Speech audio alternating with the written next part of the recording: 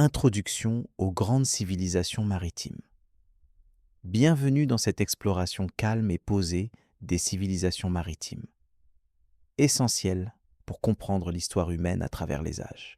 Depuis des millénaires, la mer a été un lien entre les peuples, un chemin d'échange et de découverte.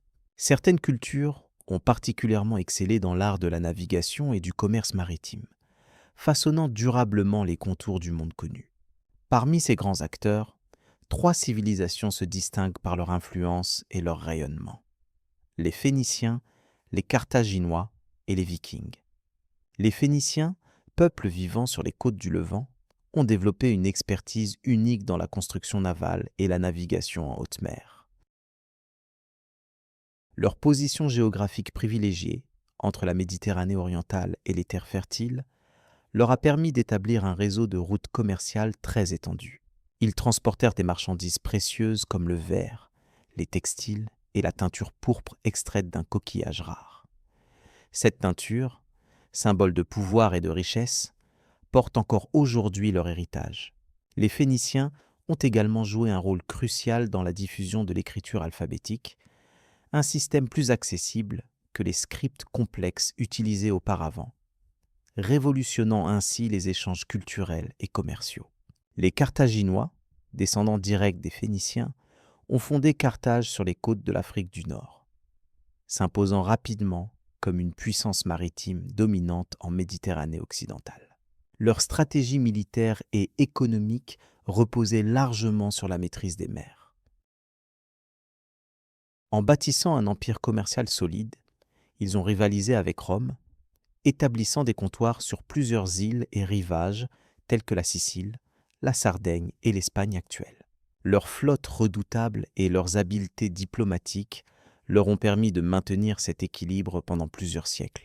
Hannon, un célèbre explorateur carthaginois, a entrepris un voyage légendaire le long des côtes africaines, rapportant des récits et des connaissances précieuses sur des terres inconnues des Européens.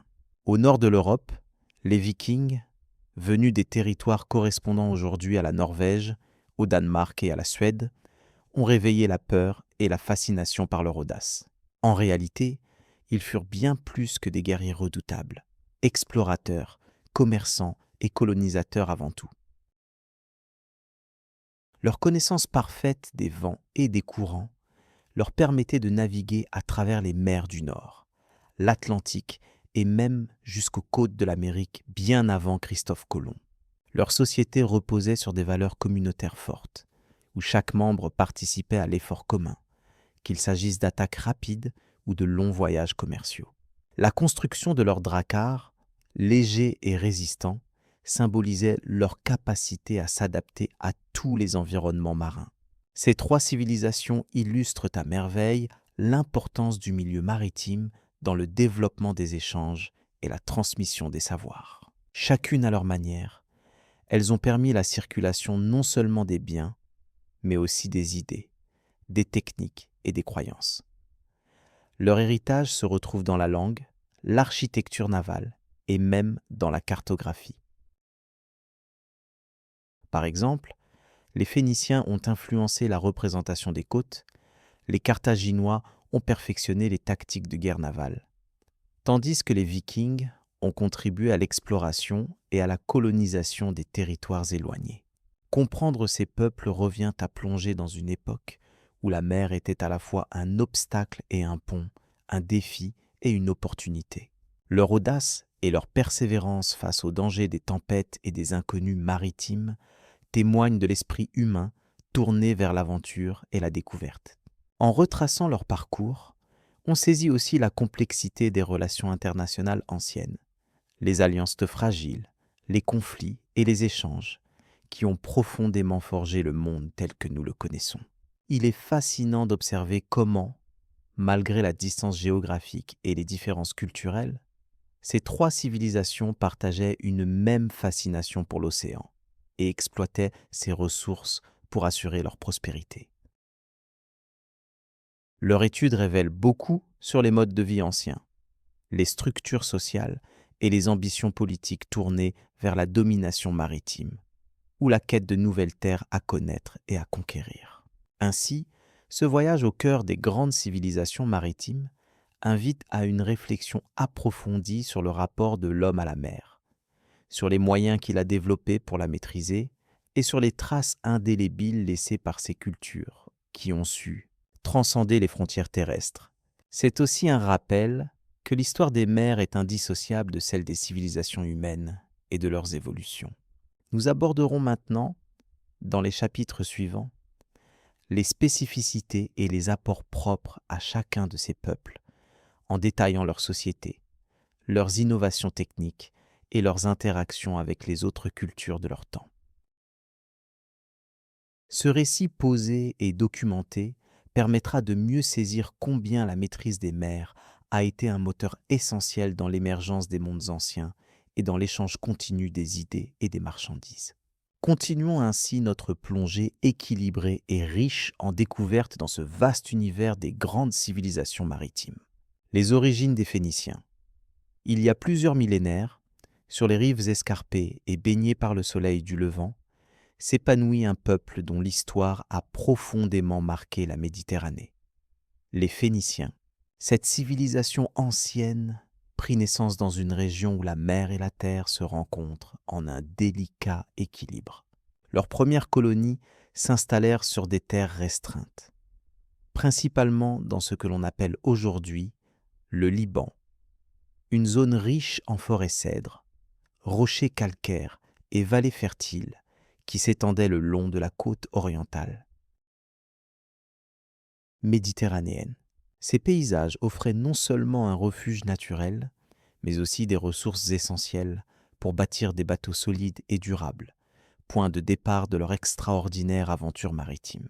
Dans ce contexte géographique précis, les peuples cananéens, ancêtres directs des Phéniciens, commencèrent à développer des techniques artisanales telles que la fabrication de poteries raffinées et le travail du métal. Ils utilisèrent abondamment le bois des cèdres, reconnu pour sa résistance, ce qui leur permit de construire des embarcations capables d'affronter la haute mer. Ces embarcations n'étaient pas simplement des moyens de transport, mais des vecteurs d'échanges culturels et économiques qui allaient bientôt ouvrir à ces navigateurs un vaste horizon d'opportunités. Leur toucher dans l'art naval, hérité des générations précédentes, fut à la base d'un développement rapide de leur civilisation, en particulier grâce au contact maritime avec d'autres peuples méditerranéens. Au fil du temps, ces colonies côtières connurent une croissance significative. Parmi les villes majeures figuraient Tyr, Sidon et Byblos, lieux d'où partirent ces premiers explorateurs pour naviguer vers des territoires inconnus. Ces cités jouèrent un rôle majeur dans l'organisation sociale et économique des Phéniciens. Elles se composèrent d'une population mixte, mêlant marchands, artisans, navigateurs et gouvernants, capables d'assurer non seulement la survie, mais aussi la prospérité de leur communauté. Cette structure urbaine rigidement organisée leur permit de contrôler les échanges de marchandises et d'idées avec d'autres civilisations riveraines, notamment l'Égypte et la Mésopotamie. L'équilibre entre mer et terre détermina aussi la façon dont les Phéniciens percevaient le monde. Leur religion et leurs croyances intégreront les forces de la nature et la puissance de la mer, envisagées non comme un obstacle, mais comme une voie d'accès à des mondes lointains. Le culte d'une divinité principale, souvent associé à la navigation et à la protection des marins, se développa en réponse à la nécessité de dompter ces forces naturelles. Les cérémonies religieuses, mêlées à une observance stricte des traditions, devinrent un élément fondamental de leur société, guidant non seulement leurs actions personnelles, mais également leur expansion commerciale. Par ailleurs, l'économie phénicienne tirerait sa richesse du commerce maritime. Leur position géographique leur permit de créer un réseau commercial étendu, reliant les zones méditerranéennes à l'Afrique du Nord et à l'Europe. Ils importaient et exportèrent des produits précieux tels que le bois de cèdre, le pourpre de Tyr, un colorant issu d'un mollusque rare, ainsi que des objets artisanaux et des métaux raffinés. Ce commerce, basé sur des échanges équilibrés, permit à la civilisation phénicienne d'installer une influence durable dans toute la région, donnant naissance à des comptoirs et des colonies loin de leur terre natale. Les Phéniciens sont aussi connus pour avoir contribué à la diffusion de systèmes d'écriture. Leur alphabet, simple et fonctionnel, a facilité les échanges et les transactions commerciales, renforçant ainsi la cohésion entre leurs diverses colonies. Ce système alphabétique, basé sur une vingtaine de signes représentant des sons, fut une innovation remarquable à son époque, permettant une communication plus rapide et efficace. Il influença profondément les alphabets de cultures futures, témoignant d'un héritage qui dépasse largement leur cadre géographique initial.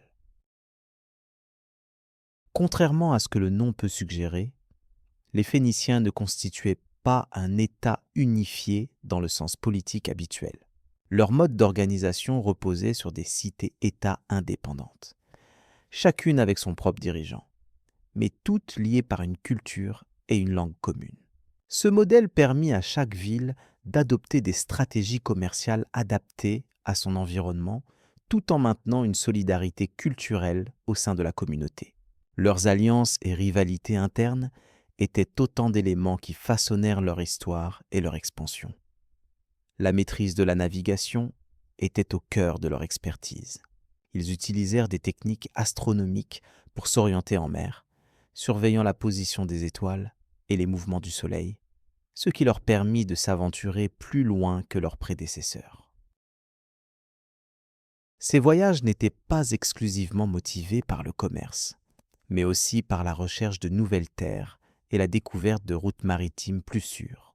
L'exploration constante incita les Phéniciens à concevoir et améliorer leurs embarcations, intégrant à leurs navires des éléments destinés à renforcer la stabilité et la vitesse. Une figure emblématique de cette époque était Élissa, plus connue sous le nom de Didon, une princesse légendaire de Tyr. Selon la tradition, elle quitta sa patrie suite à des querelles politiques pour fonder la ville de Carthage en Afrique du Nord. Son personnage incarne l'esprit de courage et d'innovation qui caractérisa les Phéniciens.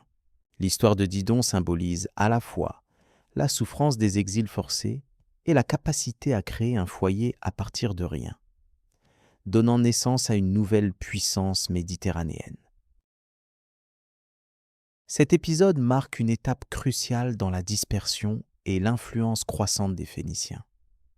La société phénicienne accordait une grande importance à l'art et à l'artisanat.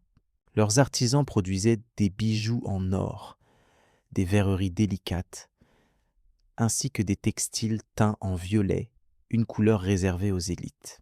Cette richesse matérielle reflétait leur savoir-faire et leur capacité à utiliser des matériaux locaux et importés avec une grande habileté.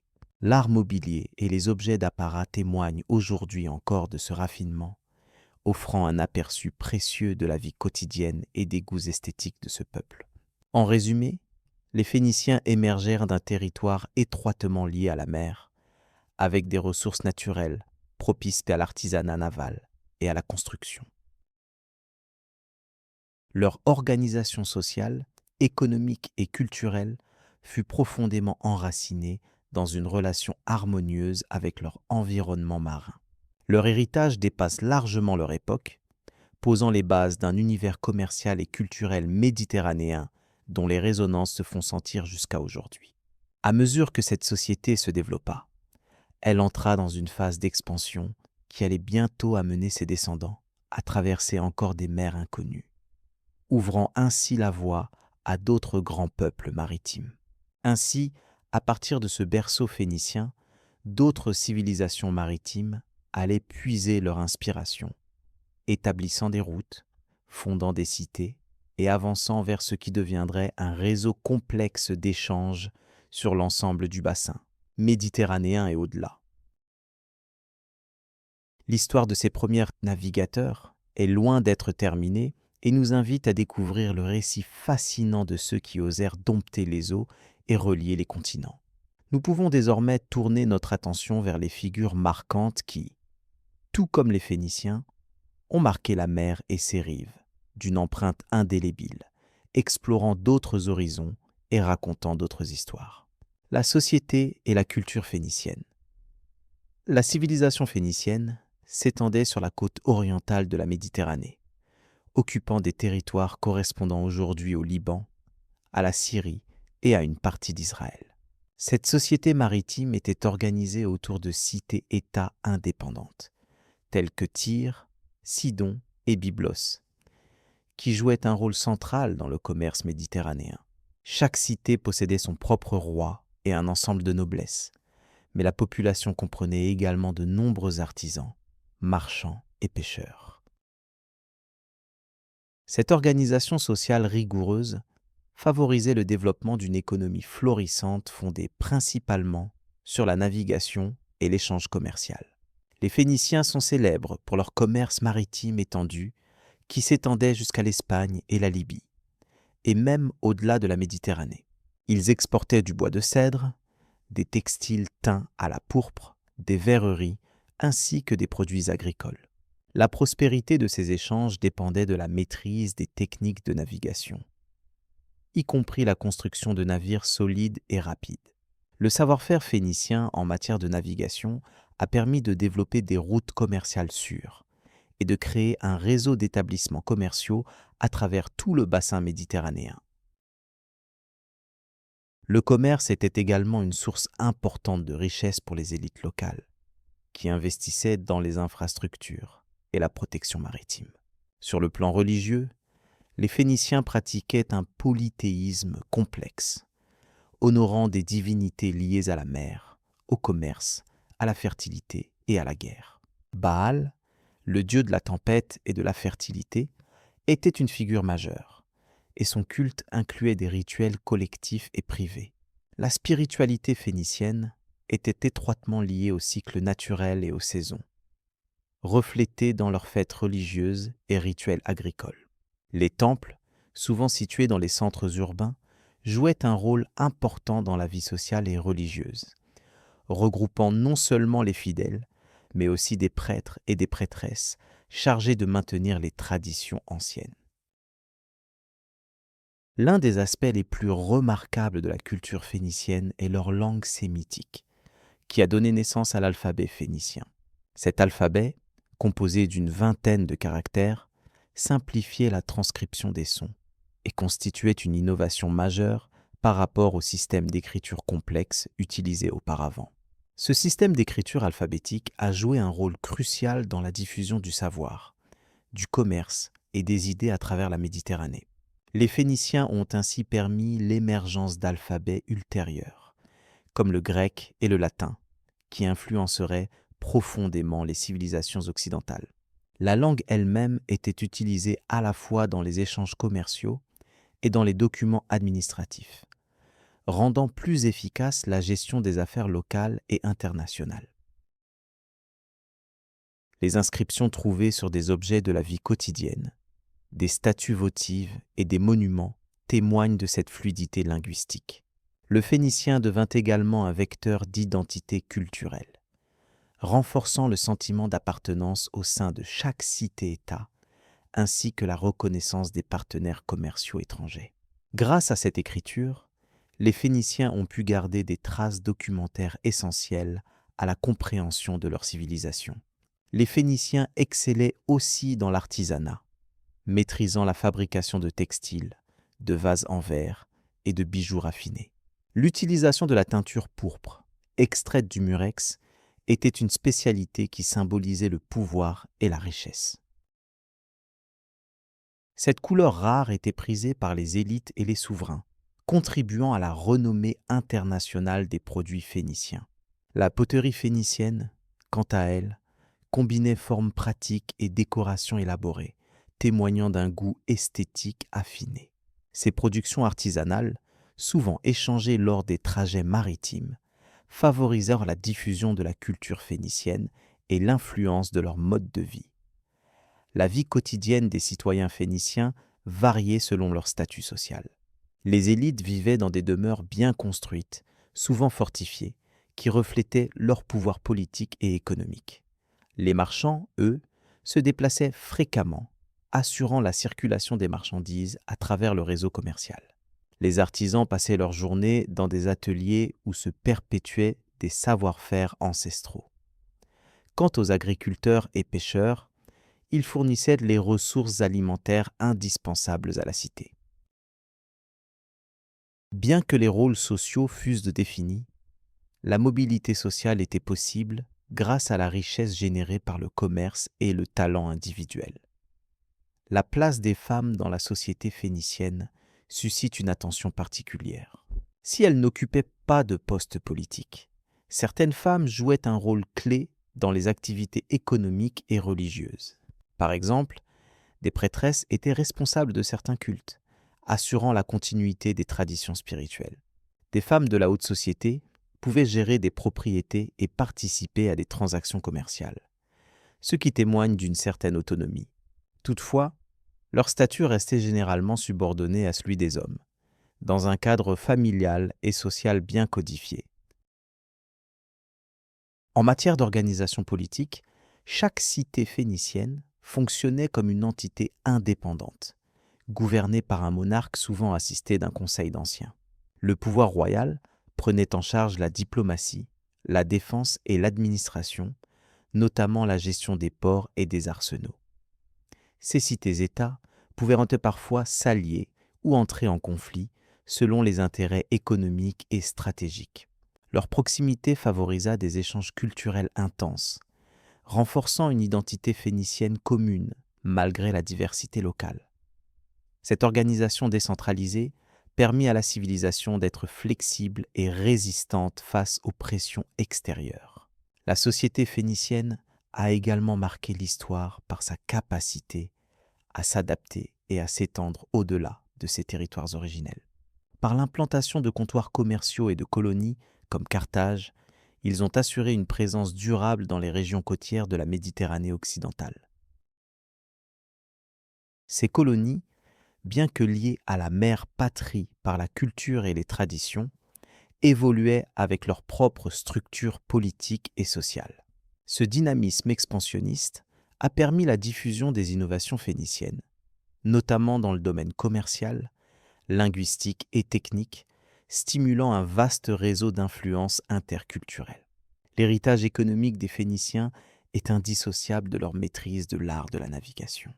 Le développement de techniques de construction navale sophistiquées, telles que la fabrication de coques renforcées et l'utilisation de voiles adaptées au vent méditerranéen, permit la sécurisation des routes commerciales. Les marins phéniciens connaissaient les étoiles et les courants marins, ce qui améliorait leur orientation en mer. Ce savoir-faire fut transmis aux civilisations suivantes et constitue un jalon important dans l'histoire de la navigation. Par extension, l'économie phénicienne fut un moteur de relations internationales et de prospérité à travers les siècles. L'importance culturelle des Phéniciens se manifeste aussi dans leur contribution à la transmission du savoir. Leur alphabet, plus accessible et fonctionnel que les écritures précédentes, favorisa la lecture et l'écriture dans des couches plus larges de la population. Cela a facilité la tenue de registres, la communication entre commerçants et l'enregistrement d'événements historiques. Par ailleurs, la langue phénicienne servit à l'enseignement et à l'apprentissage dans diverses régions, devenant un moyen de cohésion interculturelle. Cet aspect éducatif renforce l'idée d'une civilisation inventive et tournée vers le partage des connaissances. Des personnages emblématiques illustrent la richesse de cette civilisation.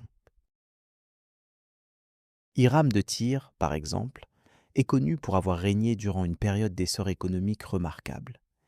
Il fut un grand bâtisseur et un diplomate habile, entretenant des relations avec d'autres puissances anciennes. Selon les sources, il aurait supervisé la construction de temples et favorisé les échanges avec le royaume de Juda et l'Égypte. Sa figure incarne la complexité du pouvoir phénicien, mêlant sagesse politique et ambition commerciale. Des récits moins documentés évoquent également des aventuriers et marins audacieux, symbole de la capacité phénicienne à explorer et à s'implanter loin de leur terre d'origine. Les objets archéologiques découverts dans les sites phéniciens permettent aujourd'hui de mieux comprendre leur culture matérielle. Céramique décorée, bijoux en or, tablettes d'écriture, peintures murales et constructions monumentales révèlent une société riche et sophistiquée. Les fouilles maritimes ont également mis au jour des épaves témoignant des échanges commerciaux. Ces vestiges constituent une source précieuse pour les historiens et archéologues afin de reconstituer la vie quotidienne, les croyances et les méthodes techniques. L'étude de ces artefacts souligne la vitalité d'une culture qui a su laisser une empreinte durable. Au-delà de la sphère méditerranéenne, les Phéniciens ont contribué à façonner les bases de la civilisation occidentale. Leur alphabet, leur art maritime et leur sens du commerce ont inspiré de nombreux peuples. Les échanges qu'ils ont initiés ont permis la circulation des idées, des produits et des technologies, créant ainsi un espace d'interaction culturelle sans précédent. Leur influence se ressent encore aujourd'hui dans les alphabets modernes, les pratiques commerciales et certains traits culturels hérités. Dès lors, comprendre la société phénicienne, c'est appréhender une source essentielle des civilisations anciennes. Alors que nous avons exploré l'organisation sociale, les croyances, les techniques commerciales et l'impact culturel des Phéniciens, nous sommes prêts à découvrir comment une autre civilisation maritime, celle de Carthage, a poursuivi et adapté cet héritage avec son propre caractère et son histoire unique. L'expansion phénicienne en Méditerranée. Les Phéniciens, peuple ancien originaire de la région aujourd'hui connue sous le nom du Liban, se distinguaient par leurs compétences maritimes exceptionnelles. Dès le 2e millénaire avant notre ère, ils développèrent un réseau étendu de colonies le long des côtes de la Méditerranée. Ces établissements, soigneusement choisis, devinrent des plaques tournantes pour le commerce et la culture.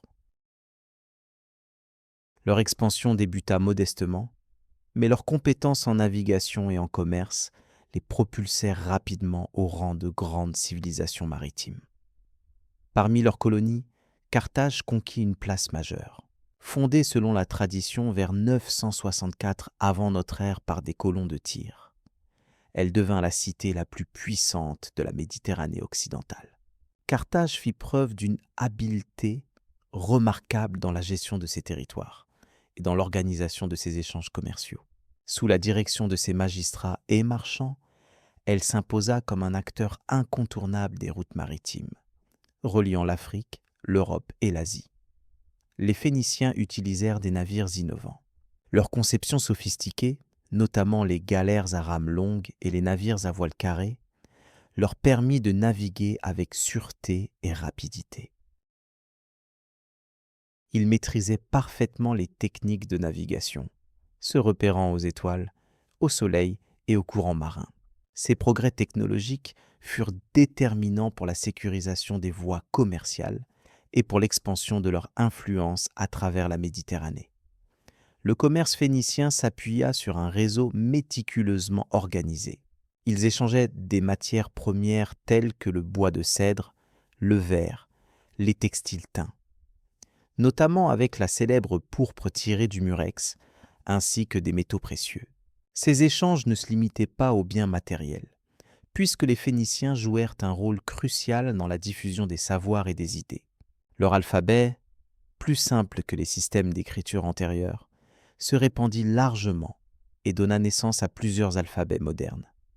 Carthage, en particulier, développa un empire maritime puissant.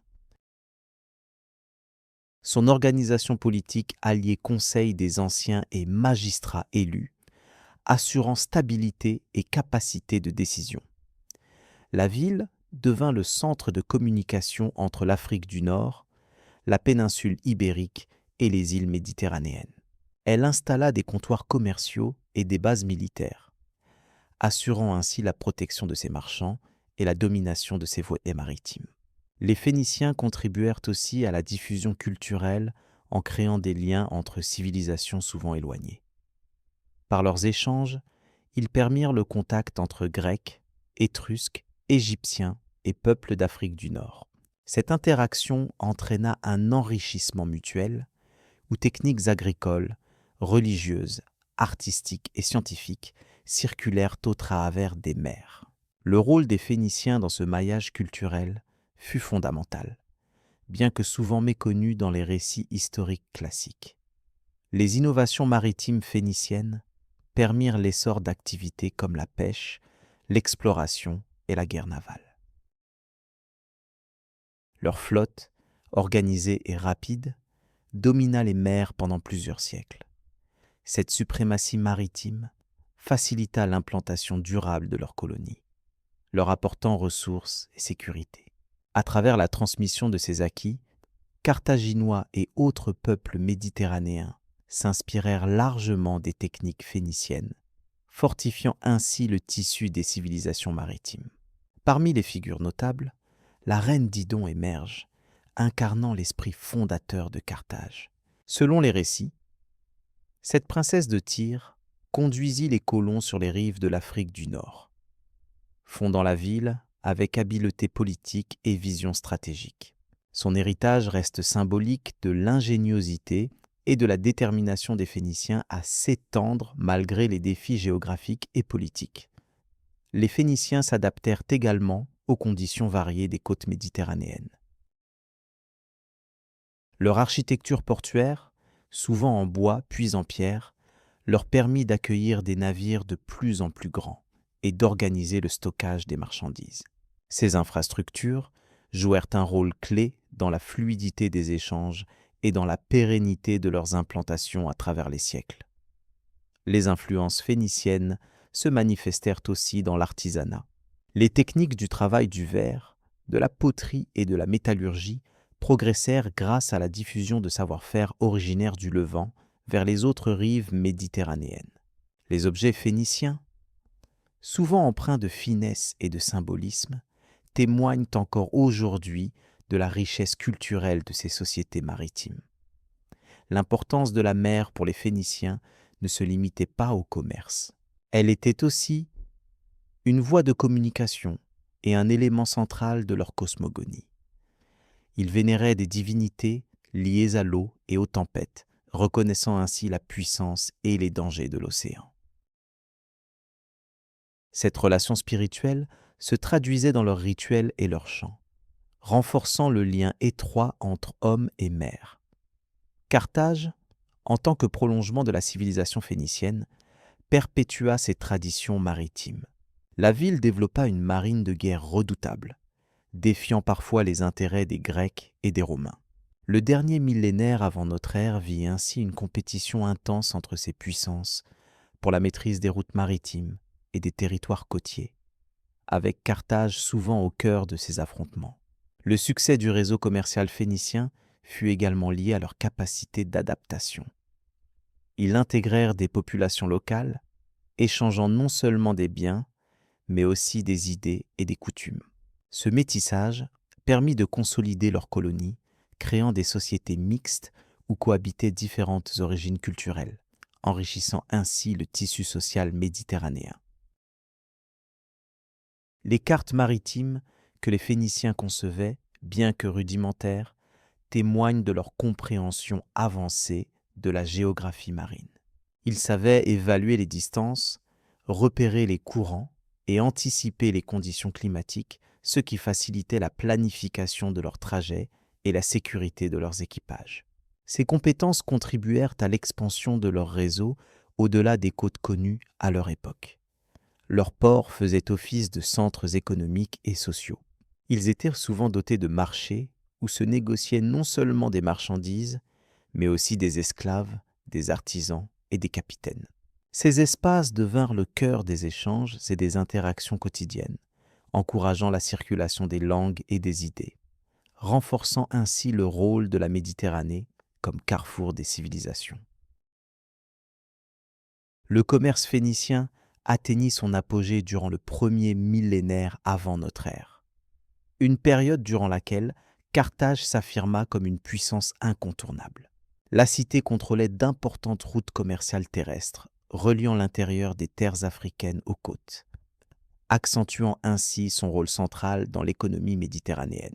Cette maîtrise des voies terrestres et maritimes fit des Phéniciens des précurseurs du commerce global. les Phéniciens contribuèrent également à l'évolution des systèmes monétaires. Ils furent parmi les premiers à introduire des pièces de monnaie standardisées, facilitant les transactions commerciales à grande échelle. Cette innovation économique renforça la stabilité et la confiance dans le commerce international, favorisant l'expansion des marchés méditerranéens. L'impact des échanges phéniciens sur la gastronomie fut notable. Ils introduisirent de nouvelles cultures agricoles, comme l'olivier et la vigne, dans leurs colonies. Ces plantes devinrent la base de produits alimentaires aujourd'hui emblématiques de la région méditerranéenne. Par ce phénomène, leur influence s'étendit bien au-delà du simple échange commercial, affectant les habitudes de vie et les traditions populaires. La capacité des Phéniciens à négocier avec diverses populations côtières permit d'établir des alliances stratégiques. Ces ententes pouvaient inclure des accords commerciaux, militaires ou matrimoniaux, favorisant la paix relative et la stabilité nécessaires au développement des échanges. Cette diplomatie pragmatique fut une condition essentielle à la prospérité durable de leurs implantations. Le déclin de la puissance phénicienne commença avec la montée en puissance des Grecs puis des Romains, mais leur héritage perdura. Les vestiges de leurs ports, inscriptions et œuvres d'art archéologiques témoignent encore de l'ampleur de leur civilisation.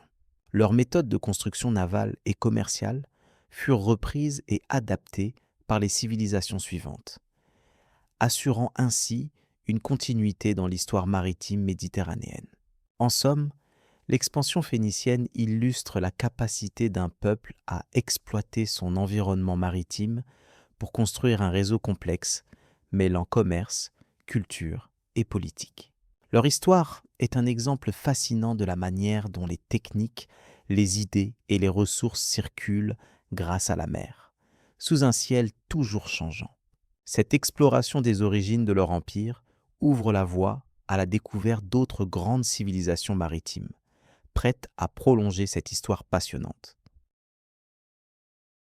Carthage, un empire maritime. Carthage, fondée par des colons phéniciens venus de la ville de Tyr, représente une brillante extension de la connaissance maritime et commerciale que leurs ancêtres avaient développée. Située sur la côte nord de l'Afrique, dans l'actuelle Tunisie, cette cité devint rapidement un centre dynamique d'échanges, tirant parti de son emplacement stratégique pour contrôler les routes maritimes de la Méditerranée occidentale. Le savoir-faire phénicien en navigation, en construction navale et en commerce fut le socle de cette expansion impressionnante. Peu après sa fondation, Carthage se dota d'une flotte marchande puissante. Ses navires, inspirés des modèles phéniciens, étaient agiles et robustes, capables de traverser des distances considérables tout en transportant des marchandises variées, allant des textiles aux métaux précieux. Ce commerce établit des relations solides avec différentes cultures méditerranéennes, notamment celles d'Espagne, de Sicile et même des régions atlantiques, où s'échangeaient de l'étain et d'autres ressources rares. La richesse de Carthage grandit rapidement grâce à cette activité commerciale florissante. Mais elle ne se limita pas à la seule accumulation de biens.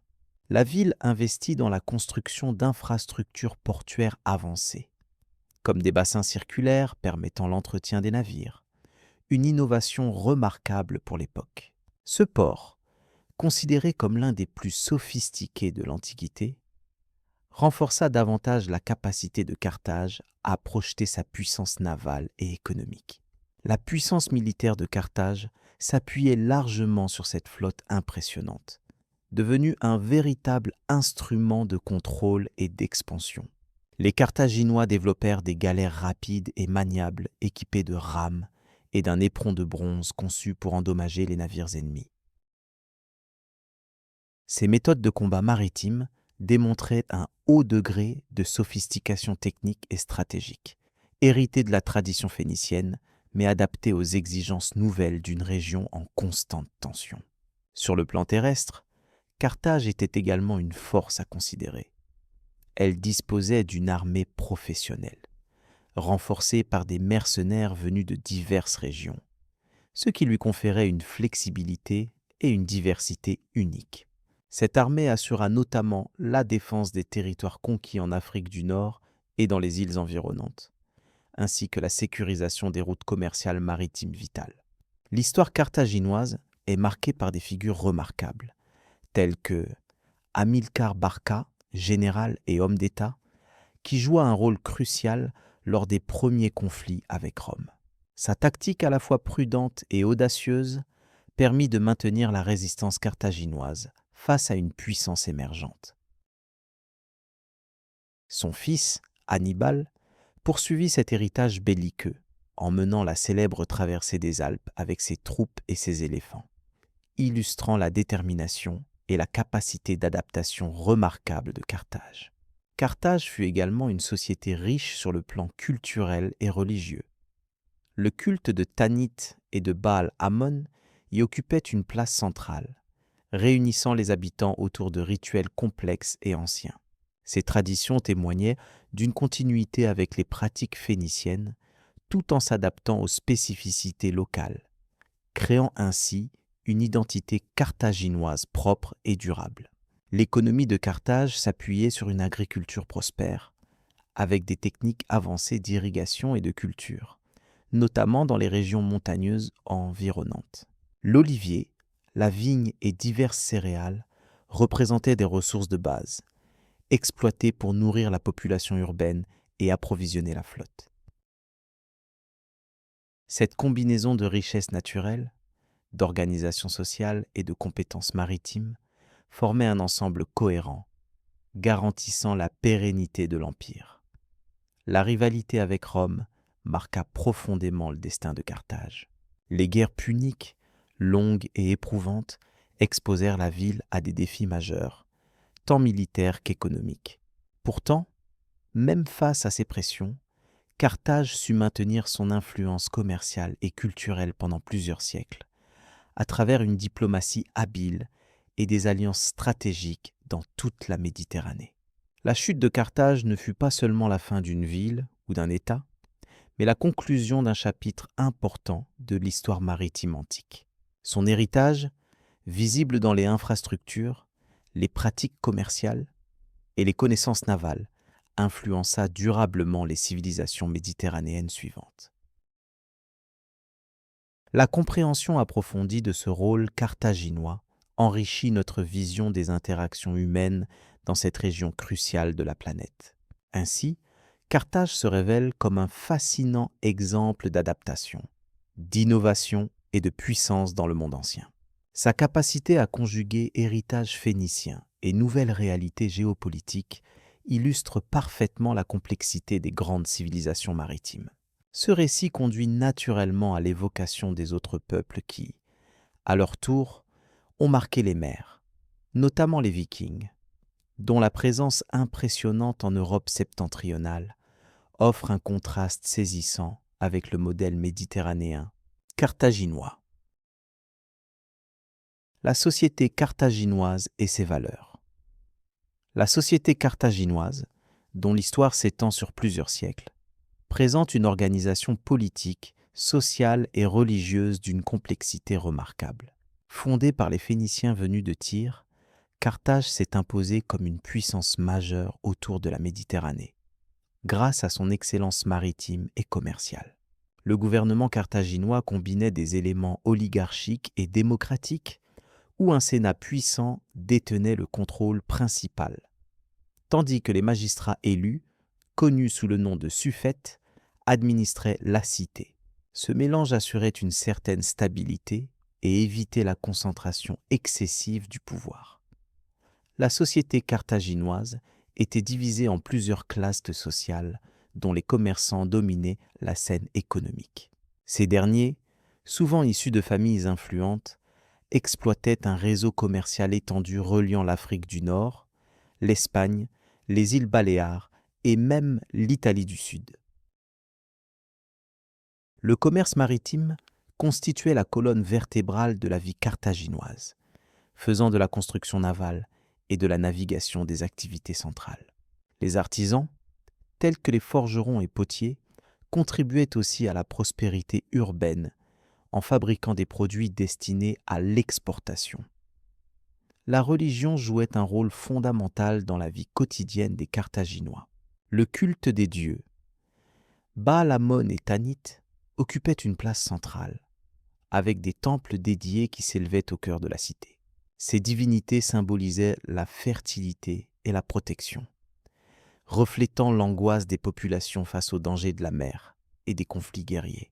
Les rituels, souvent élaborés, intégrèrent des sacrifices animaux et des offrandes, parfois accompagnés par des pratiques plus controversées, comme le sacrifice d'enfants, bien que le débat sur cette dernière soit toujours actuel chez les historiens. Les Carthaginois entretenèrent des relations parfois conflictuelles, parfois coopératives, avec les peuples voisins, notamment les Grecs, les Romains et les tribus locales d'Afrique du Nord. Ce rapport oscillait entre échanges commerciaux fructueux et affrontements militaires redoutables. La rivalité avec Rome culmina au travers des guerres puniques, véritable témoignage de la détermination carthaginoise à préserver son influence maritime et son réseau colonial. Pourtant, malgré ces tensions, Carthage a su garder une certaine ouverture culturelle, notamment à travers l'adoption de pratiques et d'arts venant d'autres civilisations méditerranéennes. Le mode de vie des habitants de Carthage reflétait leur étroite dépendance à la mer. La ville possédait d'immenses ports naturels, dont celui de la Coton, aménagé pour optimiser l'accueil des flottes commerciales et militaires. La mer était une source de richesse, mais aussi un espace de danger permanent, nécessitant un savoir-faire exceptionnel en navigation. Le commerce maritime, qui comprenait le transport de métaux précieux, de textiles, d'ivoire et d'épices, modelait le quotidien des citoyens, des marchands aux marins, en passant par les gouvernants qui investissaient constamment dans la flotte. L'éducation à Carthage combinait l'apprentissage professionnel avec des éléments culturels hérités des Phéniciens. Les enfants des élites étaient instruits en mathématiques, en astronomie et en langue. Disciplines essentielles pour maîtriser les techniques de navigation et gérer les affaires commerciales complexes. L'écriture, fondée sur l'alphabet phénicien, permettait de tenir des archives précises. Ces savoirs se transmettaient également au travers des familles, créant ainsi des dynasties de marchands et d'officiers de marine, indispensables à la survie économique et politique de la cité.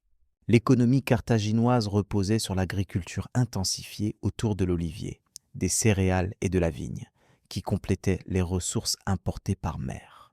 La terre était exploitée par une population rurale importante, souvent réduite en servitude ou en patronage économique, ce qui contrastait avec la riche bourgeoisie urbaine.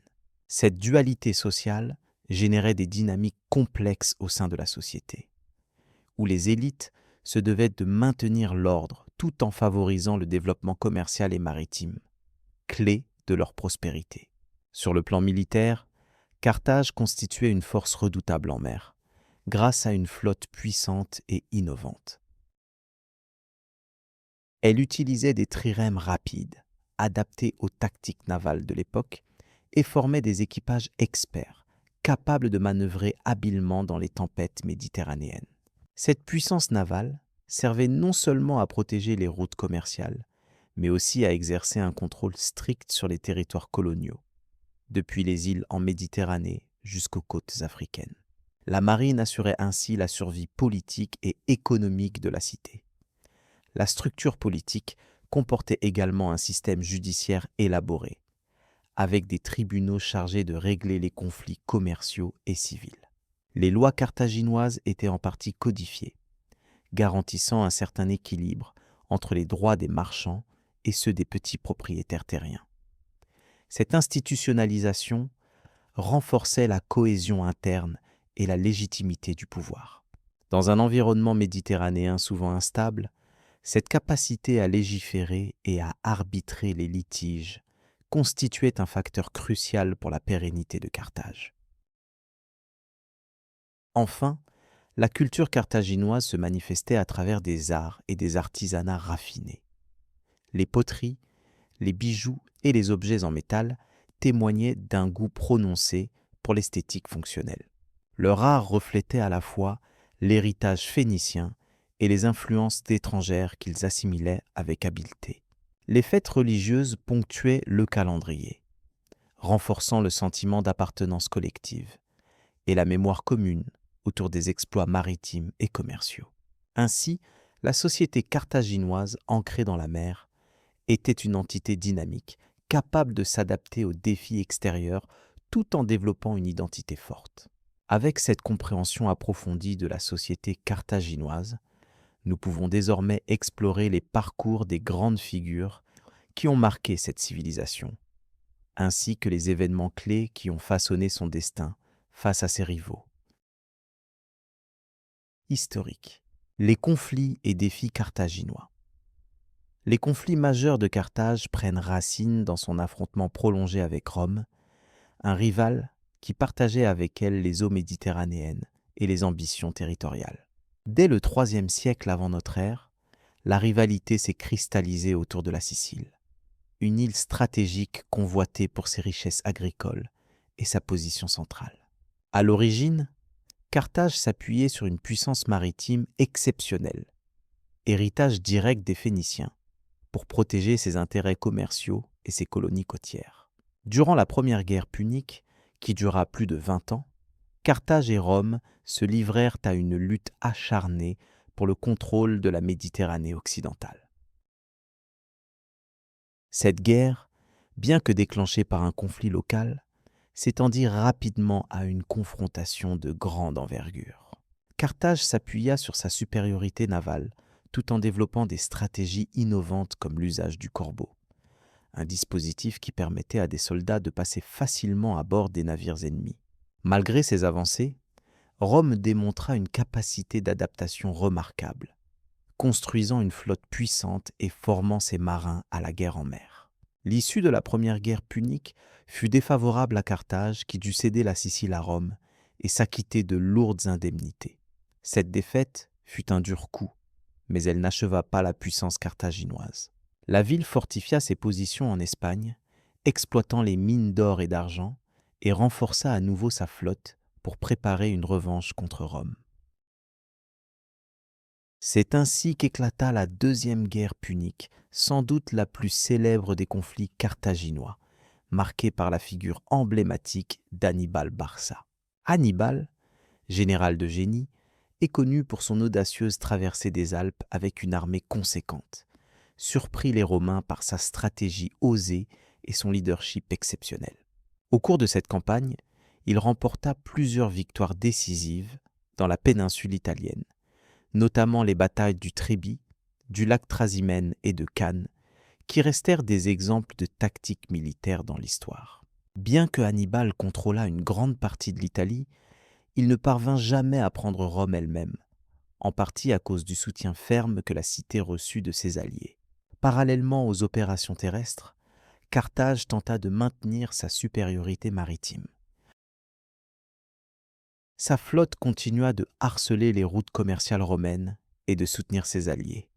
Mais Rome, sous la direction de Scipion l'Africain, développa également sa puissance navale. La guerre se déplaça finalement en Afrique du Nord lors de la bataille de Zama, où Scipion affronta Hannibal dans un combat décisif.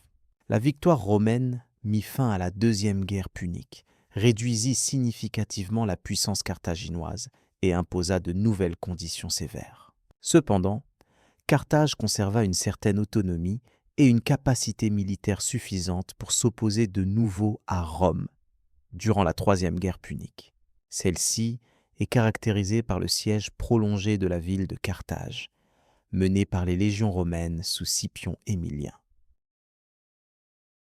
Malgré une défense héroïque de la cité, les Carthaginois durent céder face à la supériorité numérique et à l'organisation méthodique des Romains.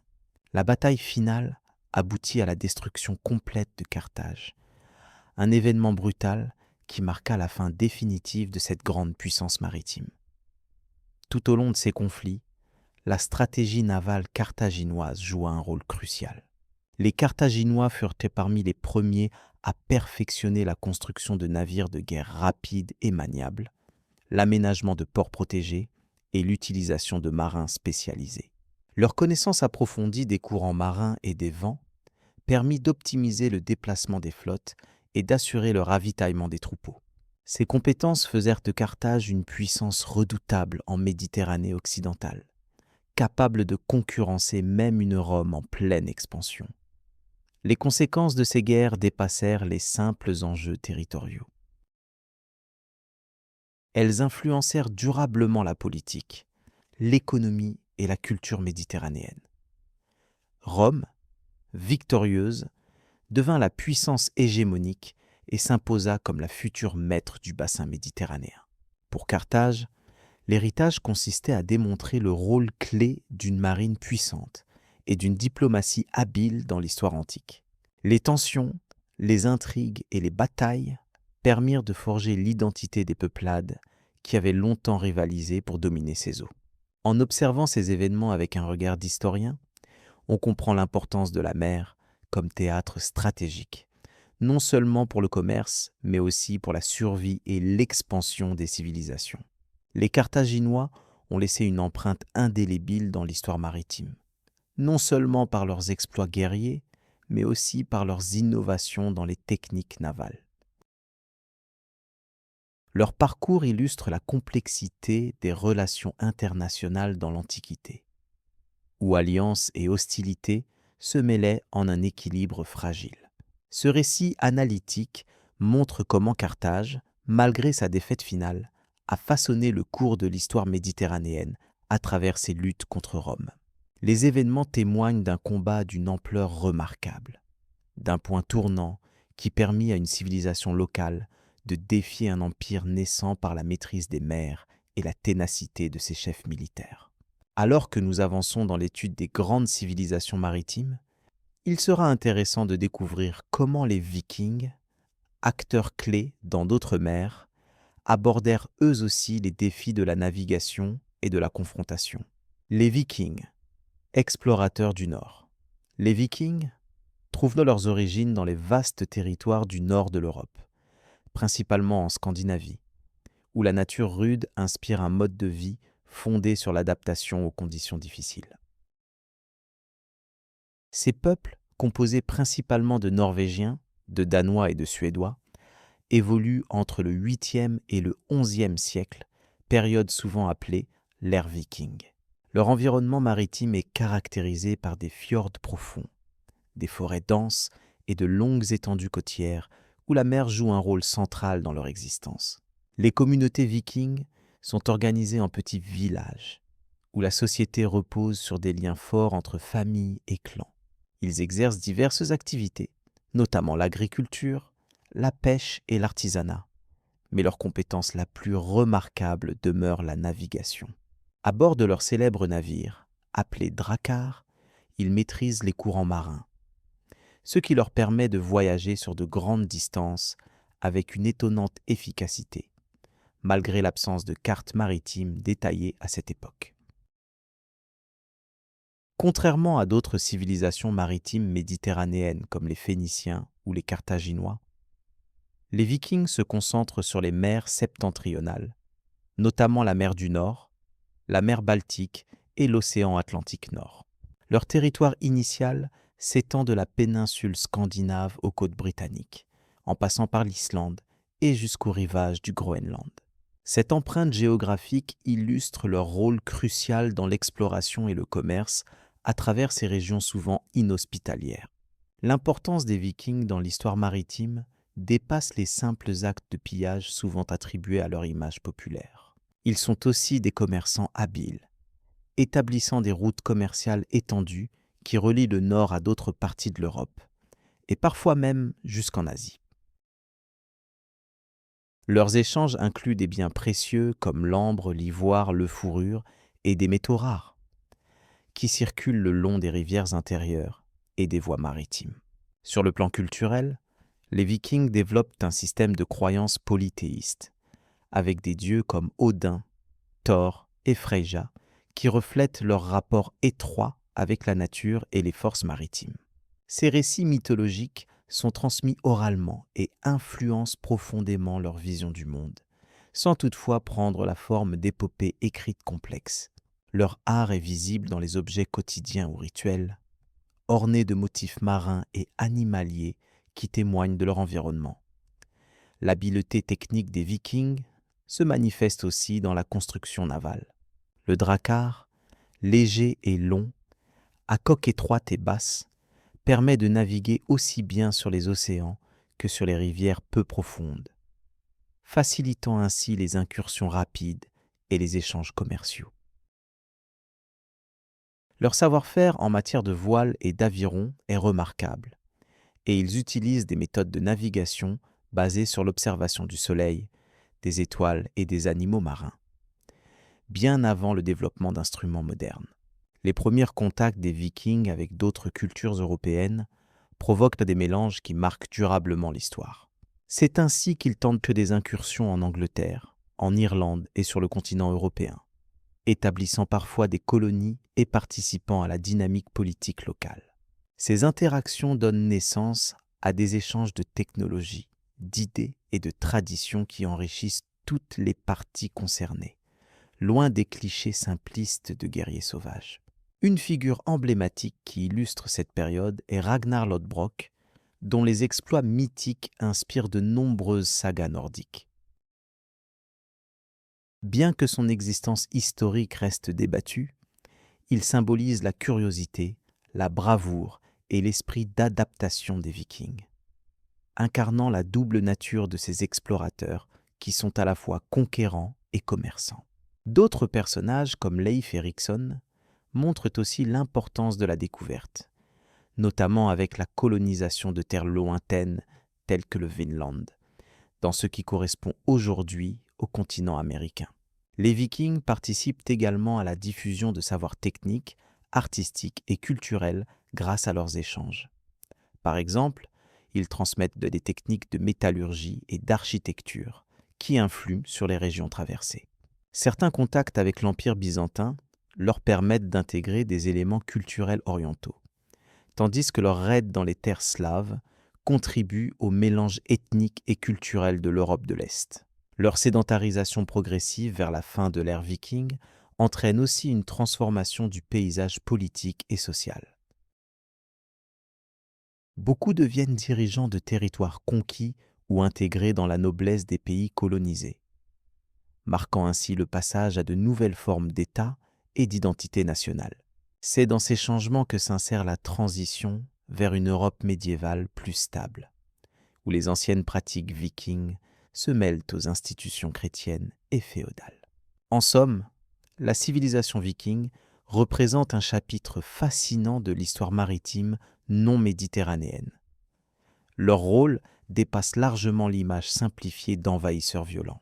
Ils sont des pionniers de la navigation, des artisans du commerce et des explorateurs obstinés dont la culture a profondément marqué le cours de l'histoire européenne et mondiale.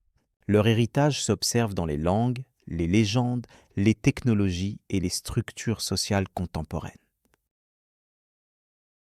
En considérant cette richesse, il apparaît clairement que l'étude des Vikings offre une perspective unique sur l'expansion des sociétés humaines au-delà des frontières traditionnelles. Leur capacité à apprivoiser des espaces auparavant jugés hostiles témoigne de l'ingéniosité et de la résilience de l'humanité face aux défis environnementaux et sociaux. C'est cette continuité entre tradition et innovation qui explique la puissance durable de leur culture.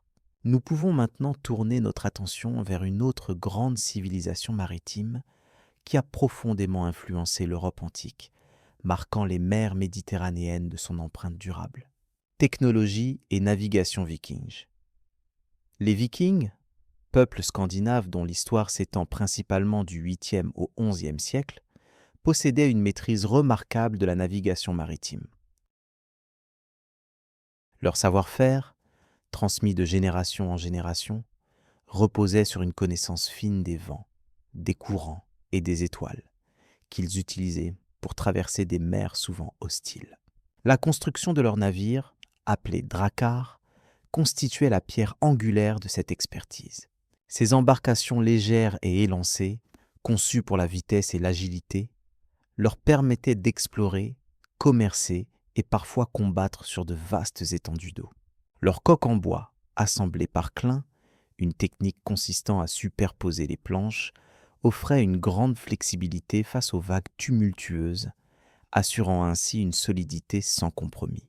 Les dracars possédaient une longueur, pouvant atteindre jusqu'à une trentaine de mètres, avec une largeur assez faible, ce qui leur donnait un profil adapté à la navigation côtière, comme à la haute mer. Leur construction faisait appel à des essences de bois adaptées, notamment le chêne pour sa résistance, ainsi que le pin pour sa légèreté. Chaque pièce de bois était soigneusement sélectionnée et façonnée sans l'aide de clous métalliques, mais plutôt grâce à des chevilles en bois et des lanières de cuir, ce qui offrait à l'embarcation à la fois solidité et souplesse. Cette technique permettait également aux dracars de s'adapter et de survivre aux chocs répétés causés par les vagues, une exigence indispensable pour les longues expéditions. Du point de vue de la navigation, les Vikings ne se limitaient pas à la contemplation des étoiles. Ils disposaient d'un ensemble d'outils et de méthodes sophistiquées pour s'orienter.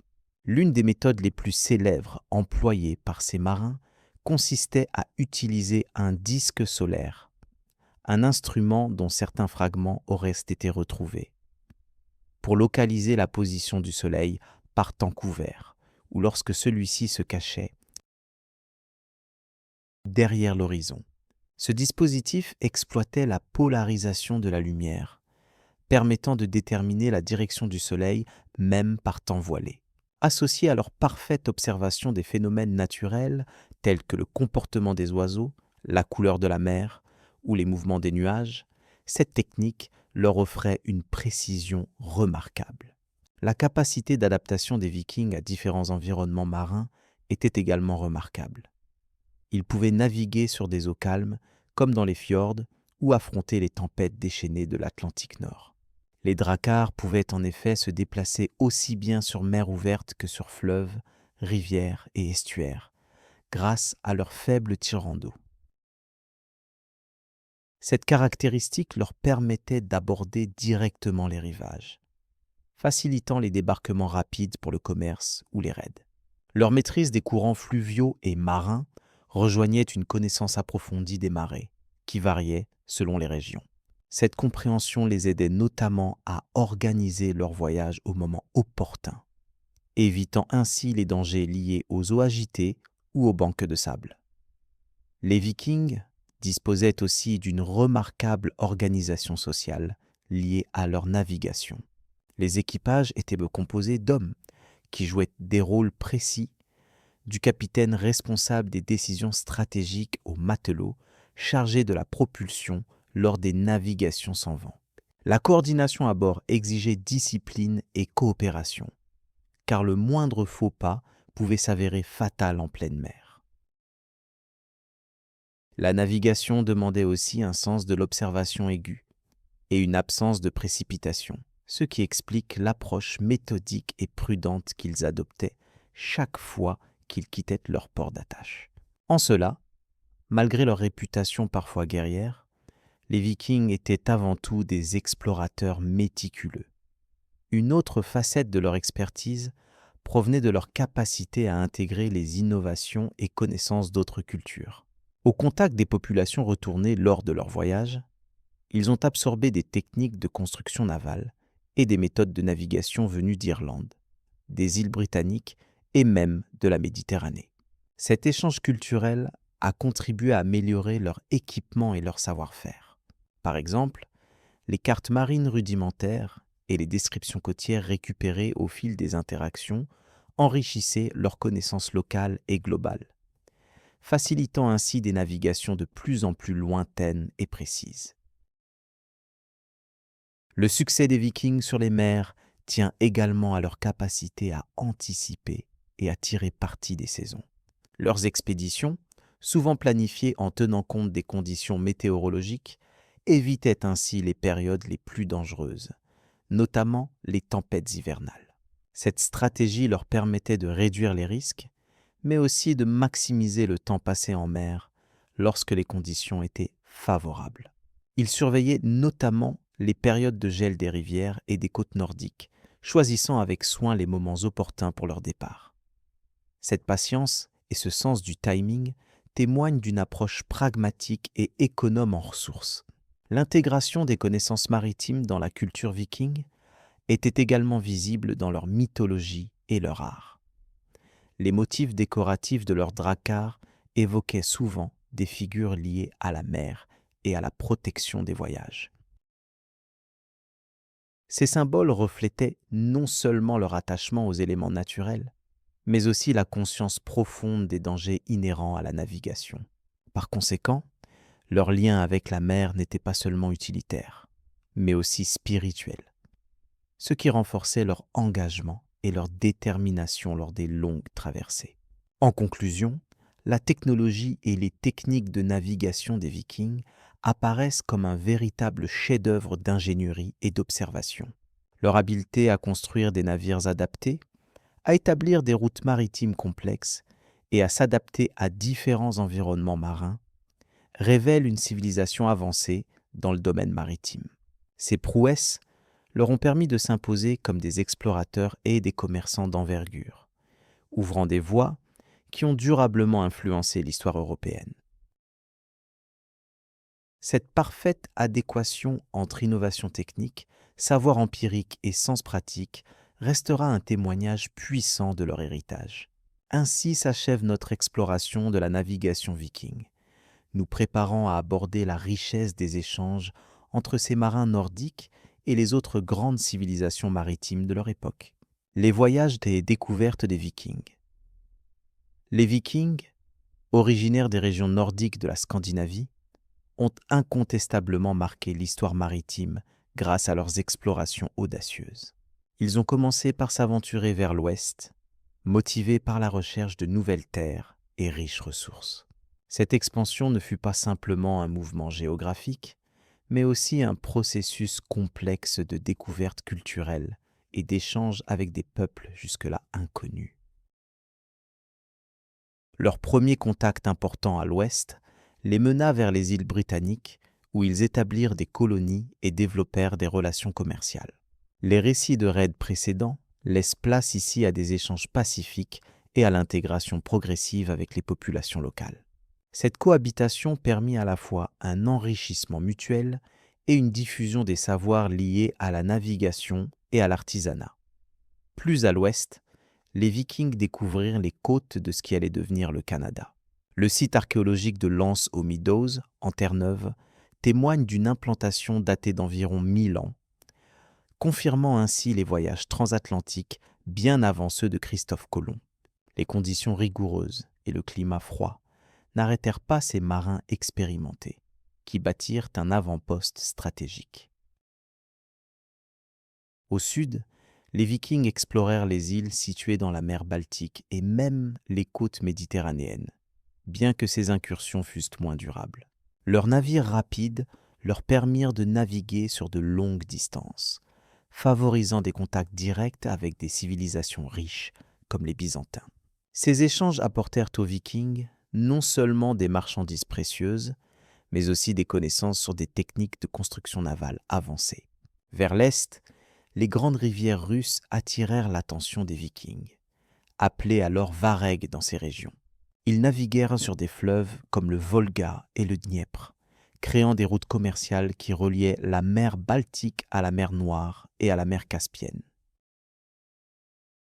Ce réseau permit le commerce de produits variés, du fourrure au verre en passant par les esclaves. Les Varegs influencèrent la formation de plusieurs principautés slaves, consolidant ainsi leur influence politique. Les voyages des Vikings furent aussi l'occasion de rencontres singulières avec des populations diverses à travers des étendues géographiques vastes. Chaque expédition recelait son lot d'adaptations et d'enseignements. Le chef viking, Leif Erikson, est notamment connu pour son rôle dans la découverte de terres nouvelles à l'ouest.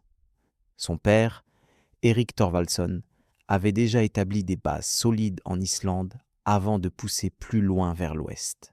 Ces explorations n'étaient pas des actions isolées, mais s'inscrivaient dans une dynamique de société viking structurée, où le rôle des chefs et la fidélité des guerriers jouaient un rôle crucial.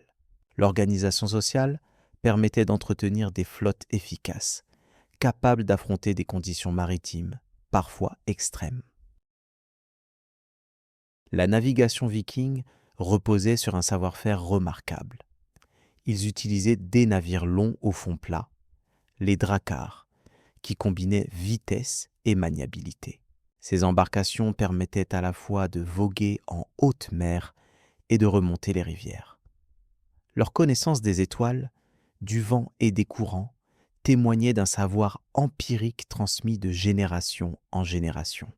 Par ailleurs, les Vikings faisaient preuve d'un pragmatisme certain dans leur stratégie d'exploration.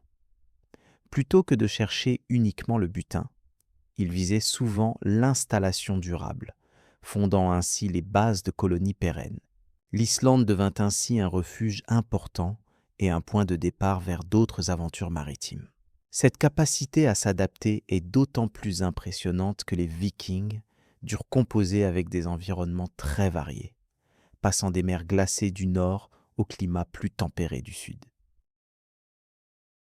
Leur habilité à s'accommoder de ces différences témoigne d'une grande flexibilité culturelle et technique.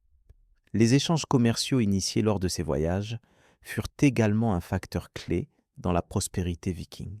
Des biens rares comme l'ambre, les fourrures ainsi que des objets en métal précieux circulaient sur de longues distances, reliant ainsi le monde nordique aux grands centres urbains d'Europe et d'Asie. En parallèle des activités marchandes, les Vikings entretenaient une tradition orale vivante, qui mêlait récits d'aventures, mythes et faits historiques. Bien que ce récit soit ici présenté sans dramatisation, il est important de souligner que ces histoires constituèrent un véritable patrimoine culturel, renforçant le lien entre les générations et donnant du sens à ces périples. L'héritage des explorations vikings est encore visible aujourd'hui, non seulement dans les traces archéologiques, mais également dans les langues et les cultures des régions où ils s'installèrent temporairement ou durablement. Le mélange de traditions locales avec des éléments nordiques a façonné une diversité riche que peu de civilisations ont su susciter dans une période aussi courte. Les conséquences de ces voyages sont aussi évidentes dans l'histoire politique de l'Europe médiévale. La fondation de villes importantes, la formation de royaumes, ainsi que l'interconnexion de peuples souvent éloignés géographiquement, sont en grande partie dues à ces contacts initiés par les Vikings. En conclusion, le périple des Vikings vers l'ouest, le sud et l'est illustre une quête constante de découverte, d'expansion et de dépassement des limites. Leur capacité à explorer et à s'implanter dans des contrées lointaines ouvre une fenêtre fascinante sur une époque où le monde semblait encore vaste et mystérieux, mais où une poignée d'hommes courageux osèrent repousser les frontières connues.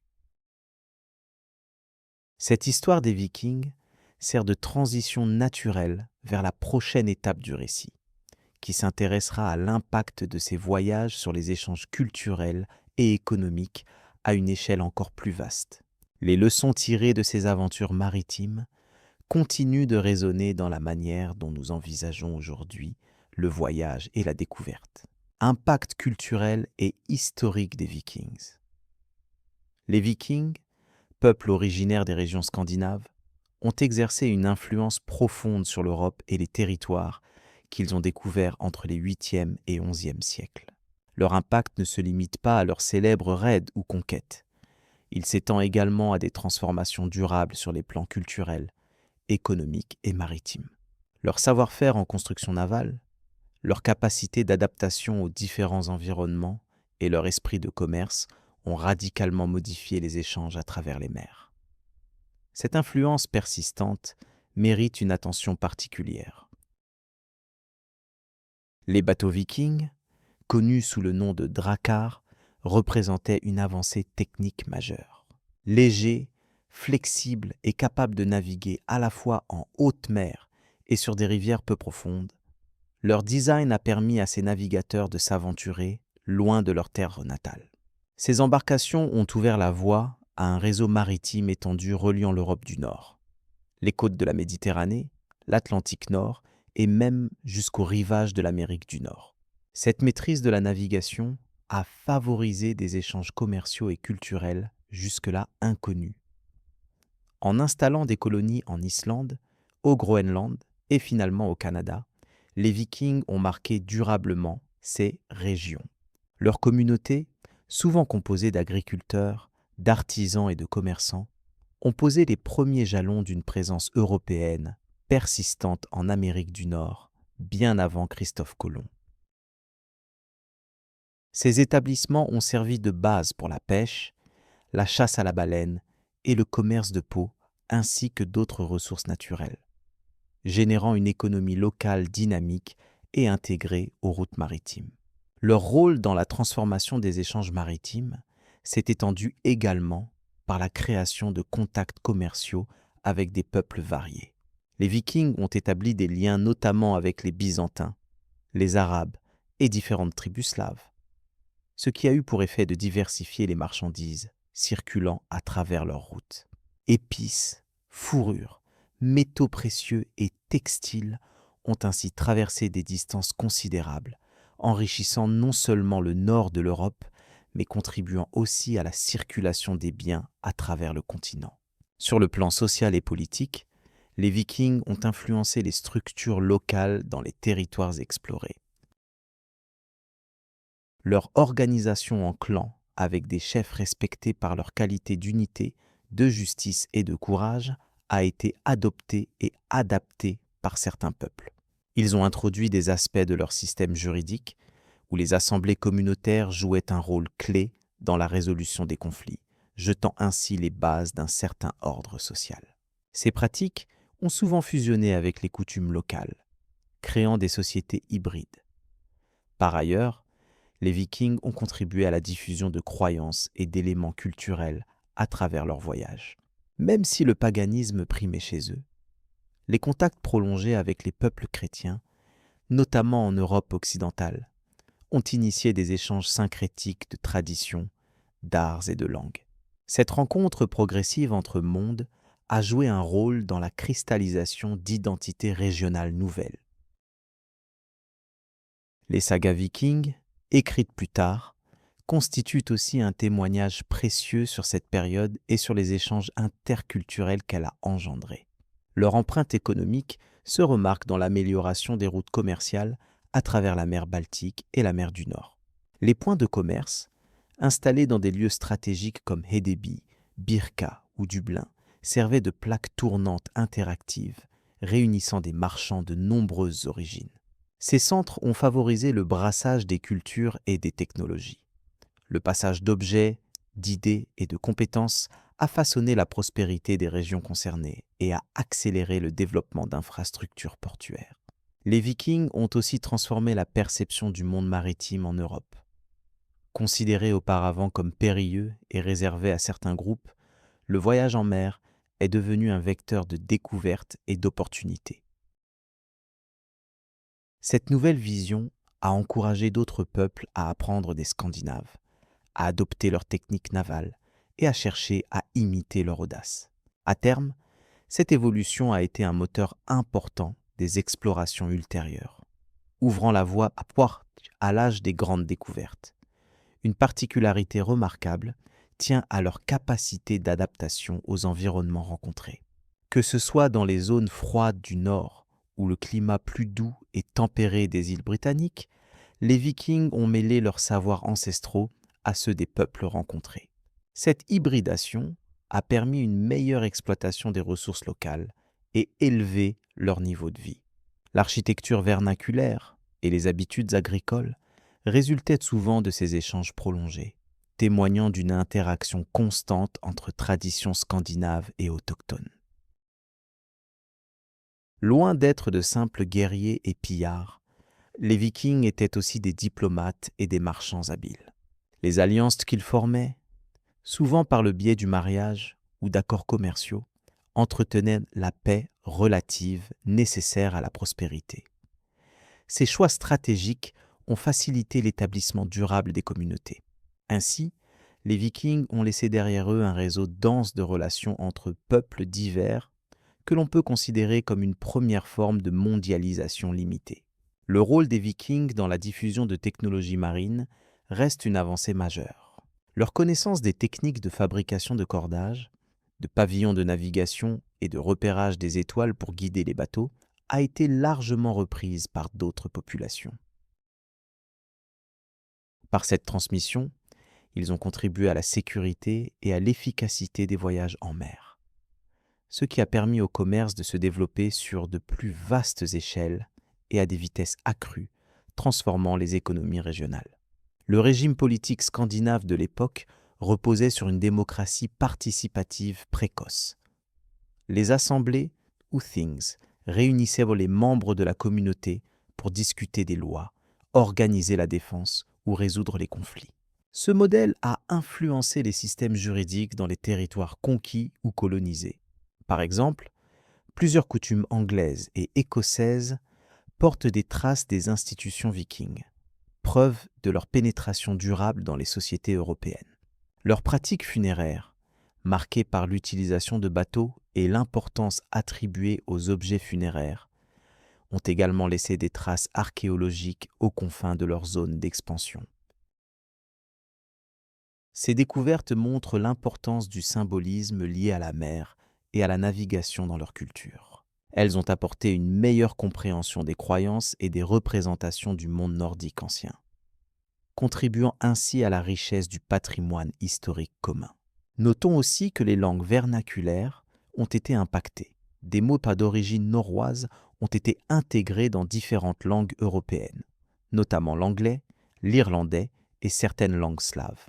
Cette imprégnation linguistique atteste non seulement des contacts commerciaux, mais aussi de la cohabitation prolongée entre communautés.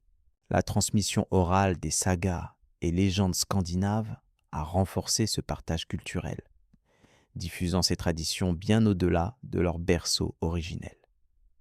En résumé, les Vikings ont profondément transformé les régions qu'ils ont explorées et colonisées.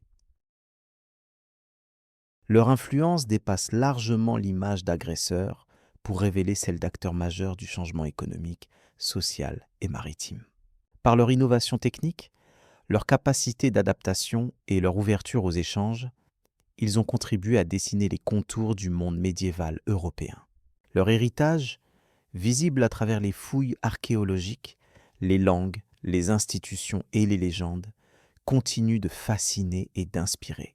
Cette analyse met en lumière pourquoi il est indispensable de reconnaître la contribution des Vikings dans l'histoire globale. Leur rôle dans la transformation des échanges maritimes a ouvert de nouvelles voies et favorisé la rencontre entre cultures différentes. Leur réalisation marque une étape essentielle vers la modernité, en particulier dans la gestion des réseaux commerciaux à longue distance.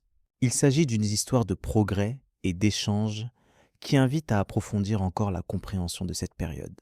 Nous allons maintenant orienter notre attention sur une autre grande civilisation maritime qui a laissé sa trace à travers les siècles, en explorant ce que les Phéniciens ont apporté à la cartographie et au commerce méditerranéen. Le voyage se poursuit. Conclusion sur les grandes civilisations maritimes. Au cours de l'histoire, les grandes civilisations maritimes ont façonné non seulement les mers qu'elles parcouraient, mais aussi le destin des peuples et des cultures qui en ont bénéficié. Les Phéniciens, Carthaginois et Vikings, malgré leurs différences d'époque et de mode de vie, partagent une riche tradition de navigation, de commerce et d'innovation qui continue de résonner aujourd'hui. Chaque groupe a apporté sa pierre à l'édifice du savoir humain sur les océans, révélant une compréhension profonde des éléments marins, des techniques de construction navale et des stratégies commerciales. Les Phéniciens, originaires de la région correspondant à l'actuel Liban, se distinguent particulièrement par leur maîtrise exceptionnelle de la navigation en Méditerranée. Leur implantation dans des villes portuaires comme Tyr et Sidon leur a permis d'étendre leur influence bien au-delà de leur terre natale. Ils ont développé un alphabet simplifié, combinant efficacité et accessibilité, qui a influencé toute la civilisation occidentale. Leur art de la construction navale incluait des navires rapides et maniables capables de traverser des distances impressionnantes, ce qui a permis de relier des cultures disparates par le commerce. Les Carthaginois, descendants des Phéniciens, ont perpétué cet héritage tout en développant une puissance navale et commerciale considérable. Fondée sur les côtes de l'Afrique du Nord, leur cité de Carthage est devenue un centre majeur où la navigation combinait habileté technique et stratégie militaire complexe. Leur domination sur certaines routes maritimes a généré une prospérité économique sans précédent, en particulier grâce au transport et à l'échange de produits comme l'huile d'olive, le vin, les textiles et les métaux précieux. Ils sont également reconnus pour leurs innovations en matière d'arsenal maritime, bénéficiant de connaissances avancées en ingénierie navale. Les Vikings, eux, ont évolué dans un contexte différent, dominant les mers du Nord grâce à leur célèbre drakkar. Ces navires longs et étroits alliaient rapidité et robustesse, aptes à naviguer aussi bien sur haute mer que sur les rivières intérieures. Leur expansion s'étendait de la Scandinavie jusqu'aux terres du Groenland, de l'Islande et même jusqu'aux côtes américaines. Ils pratiquaient un commerce étendu, mais aussi des raids, ce qui leur permettait de tisser un réseau complexe de relations commerciales et culturelles. Leur habileté dans la navigation à l'aide d'outils comme le soleil ou les pierres de soleil témoigne d'un savoir empirique remarquable. L'apport de ces civilisations dépasse largement leur savoir-faire maritime.